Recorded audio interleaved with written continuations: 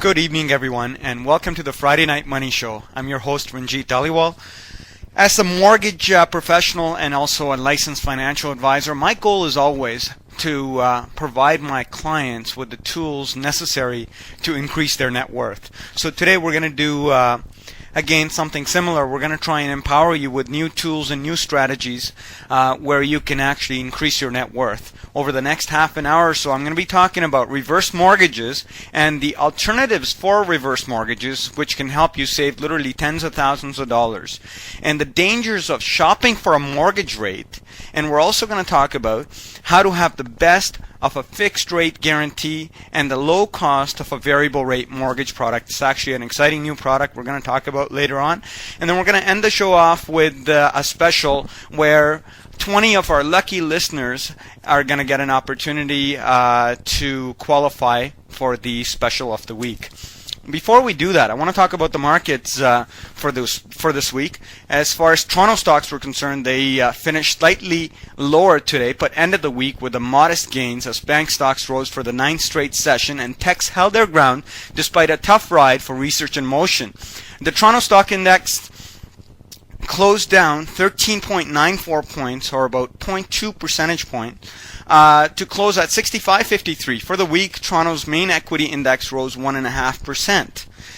In Washington, the Bush administration plans to unveil an ambitious proposal next week that would require the World Trade Organization members to reduce tariffs on industrial goods to zero by the year 2015, sources said a little earlier today. The proposal would include politically sensitive items such as textiles, which would benefit from substantial U.S. tariff protection. However, by requiring other countries to also go to zero, the proposal would create a new export opportunities for U.S. textile producers, the sources said. Now, as in New York, we saw the broader market slip today as investors cashed in after a 2-day rally, but the technology stocks actually inched higher, sending the Nasdaq Composite Index to its highest close in more than 5 months.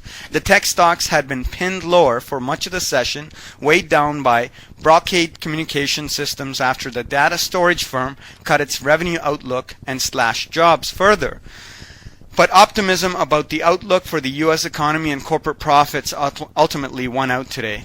And that's what the traders were saying out there in the marketplace. We saw the S&P 500 index close down 0.34% today to close at 930 points. The S&P TSX index, as I've already said, down 0.21% today. The Dow Jones Industrial Average actually inched up 2.63 for the week. And the Nasdaq was up 4.08% for the week. The Nasdaq up 13.6% for the month to date, and the Dow Jones Industrial Average month to date about 4.2%, and the S&P 500 index 4.5%, TSX about 4.2%. Anyways, I want to talk about reverse mortgages. We've been hearing a lot about the Canadian home income plan and how you can have a mortgage and not have to make any payments or anything like that through these things called reverse mortgages. Well, what is it?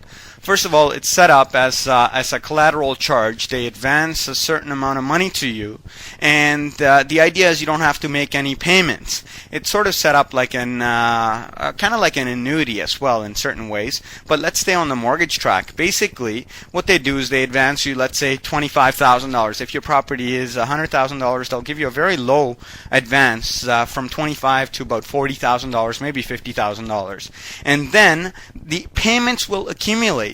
As opposed to you making these monthly payments on a reverse mortgage, payments accumulate. So you're not required to make any payments. Usually a great product pitched at senior citizens.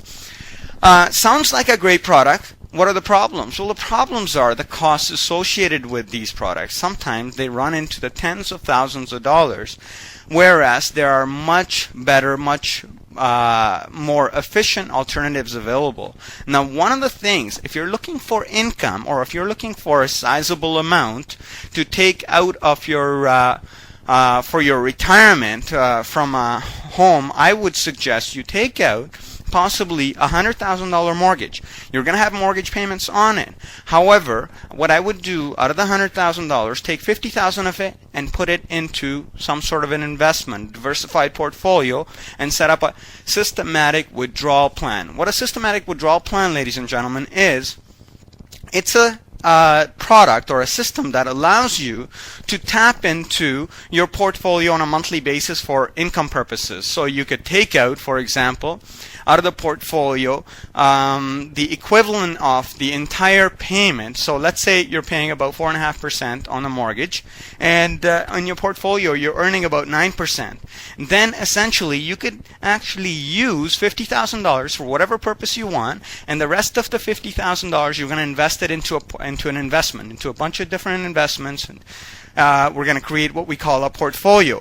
And then from that portfolio, there's going to be basically a monthly income generated through the systematic withdrawal plan that pays the entire mortgage, the entire $100,000. Now remember, keep in mind, you've used the $50,000 of it, and the $50,000 you put it away on an investment. That $50,000, because in the stock market, usually in the equity markets and mutual funds, over the long term, you're making about 10% average return. Actually more than that in the past, but anyways, let's say about 10% return. And if you're paying about 5% interest on the mortgage, then it only requires half of the amount to be able to pay that off. In that case, there's no interest that's being accumulated. You're not paying anything more. The money that you've used, even the interest on that is being paid off through your investment. So that's my alternative, my idea here to begin the show. Anyways, we're going to come right back after a quick commercial break, and we're going to go into greater details on the dangers of shopping for a mortgage rate. We'll be right back. Welcome back. You're listening to the Friday Night Money Show with your host, Ranjit Dhaliwal.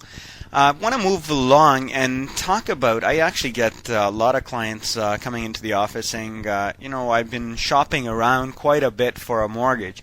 Well, I want to talk about the dangers of shopping around for a mortgage rate actually out there.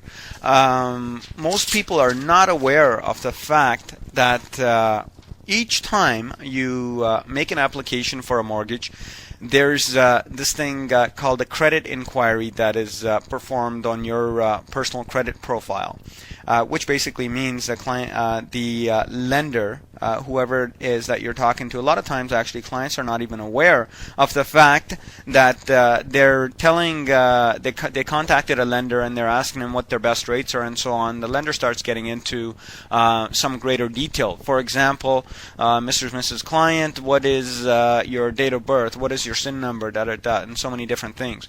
And basically the reason why the individuals are taking that information, of course, to make an estimate of to see what kind of mortgage you'll qualify for, but in a lot of cases, without even asking you, so at least I've been told this by clients that are walking into our office, that these individuals are just shopping around for the rate, but what ends up happening is there's been an inquiry that is performed on their credit file. Now, each time a credit inquiry is done, what most people don't realize is that you lose 20 credit points, or beacon scores, we call it. Most individuals have over 700, anywhere from 700 to 720, 730, 40 beacon points to begin with. Now, when you fall below about 650, that's when you start running into problems. You can't qualify for the ultimate rates and so on. So the thing is, every time an inquiry is done, you lose about 20 points. So a lot of times you might think you're doing yourself a favor and going around and looking for the best rates and so on. However, you might actually be doing yourself some harm. And that's, of course, done in a few days where all the inquiries have happened together. That doesn't actually affect you as much. What my recommendation is to go interview a few different mortgage brokers, independent. Remember, independent mortgage brokers, somebody who is not getting paid to sell you one particular product, someone who gets paid irregardless of whatever they recommend to you. I should say irrespective of whatever they recommend to you. But anyways, what I would do is go and interview a few mortgage brokers and then ask them, here's what my situation is, what can you, or choose one of them and then ask them to look for the best rates for you. Because what a mortgage broker does is he's connected to all kinds of different financial institutions, many lenders that are not even available to the public out there.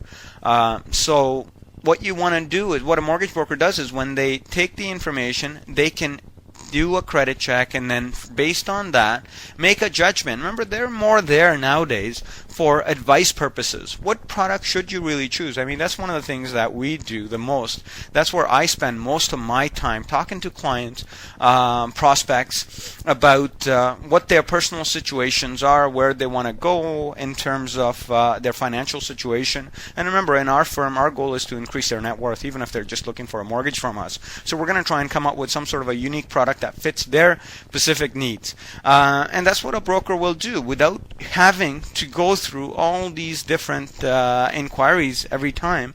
And the other thing is, a broker is going to be able to read the fine print. A lot of times we get caught up in the headlines. The deep discount mortgage, the better than prime mortgage, the zero rate mortgage, or whatever, 1% mortgage, and there's all kinds of different headlines. I mean, I'm guilty of it as well. We use headlines to attract individuals and then really identify the particular type of product that is more suitable for the client. So don't get caught up in the headlines. Go to the fine print. Unfortunately, the fine print you don't see until you walk into the lawyer's office. That's why you need somebody who is a true professional who does this on a regular basis. And an independent mortgage broker, somebody who's a member of Symbol, actually, which is the Canadian Institute of Mortgage Brokers and Lenders, is the ideal person to talk to. Make sure they're a good standing member of this institute. And this is an organization which is attempting to basically become a self-regulatory organization in the mortgage field. And actually, we've got a Symbol conference that's coming up on Sunday, Monday, and Tuesday at the Metro Toronto Convention Center. This is, in fact, not only the mortgage industry, but also for the entire real estate industry's biggest gathering, annual gathering in Canada. So we'll be there meeting with all kinds of different lenders and finding out about new products. And again, taking this information back to our clients and then sharing this with them, and to find products that specifically meet a particular client's needs. Now we're going to come back. We're going to talk about one unique product which will give you the best of a fixed rate guarantee and the low cost of a variable rate mortgage. And this is, again, one of the things that your mortgage broker is going to be able to do for you. So beware of the dangers of shopping around for a mortgage. Make sure it doesn't end up hurting you. Reduce your beacon points. And in the meantime, stay tuned, and I'm going to come back and describe an incredible product, especially for individuals that put 25% down. This is especially for individuals that put 25% down, or individuals that are self-employed, business owners, and so on. Be right back.